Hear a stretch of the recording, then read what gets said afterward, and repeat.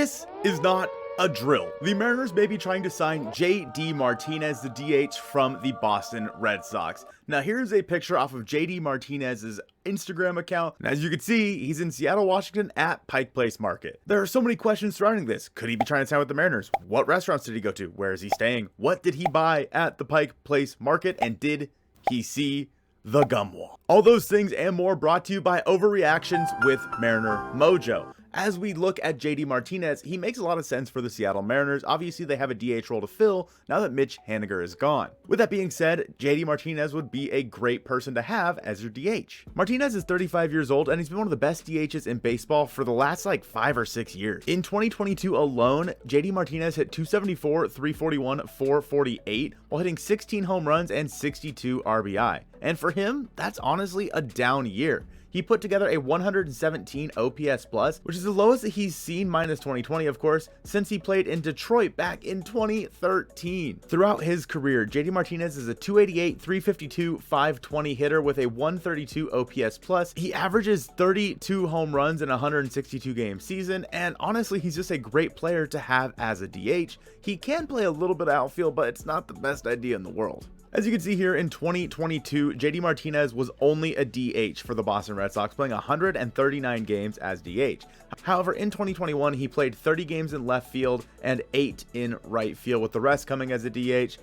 You could put JD Martinez in left field in a pinch to pair him with Jarred Kelenic. Maybe that is the Mariners' plan. Most days he DHs, but sometimes he plays left field, and the Mariners have someone else DH when there's a tough lefty on the mound. Maybe somebody like Tom Murphy DHs. Now, I'm not saying by any means that JD Martinez would be good in left field, but his bat in the middle of the lineup is something that a lot of fans would probably like to see. The hardest part with signing somebody like JD Martinez is we all know the Mariners love to go and rotate people through their DH spot, and with Martinez, he's pretty much limited to just that. Looking at his Baseball Savant page, you can see that he hits the ball pretty hard. His max exit velo, hard hit percentage, his expected batting average, his slugging, his barrel rate, they're all really good. But as you can see here, his K rate is pretty bad, his chase rate's pretty bad, and his whiff rate's pretty bad. I'm just saying, with JD Martinez on your team, you're going to see a lot of strikeouts between him, Eugenio Suarez, and Teoscar Hernandez, which are probably hitting some formulation of 3-4-5 in your lineup.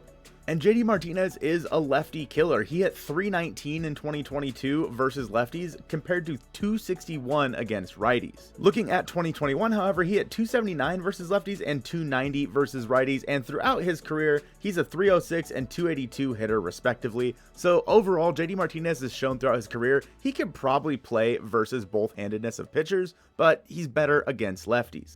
Another interesting stat for JD Martinez is obviously he was a right-handed hitter in the Boston ballpark of Fenway. Now, he hit 279 at home and 269 away. He only hit 2 more home runs at home than he did away from the home ballpark, and it's interesting to see that maybe the Fenway Park Green Monster wasn't that big of a deal for him. And similar numbers in 2021, he hit 14 home runs both home and away. He hit 293 at home and 278 away. Now, MLB Trade Rumors has JD Martinez signing a 2-year, $30 million deal. That is their prediction. And a lot of the predictions have been lower than expected, so I wouldn't be shocked to see him get a 2-year, maybe $17 million a year, put him right around 34-ish, maybe, with maybe an option for a 3rd year. It's tough to say where a strictly DH market sits right now. If we were making a lineup for the Mariners with JD Martinez inside of it, I would bat him 5th behind Julio, France, Teoscar, and Eugenio Suarez. And behind him would have Cal Raleigh, Colton Wong, Jarred Kelenic, and J.P. Crawford.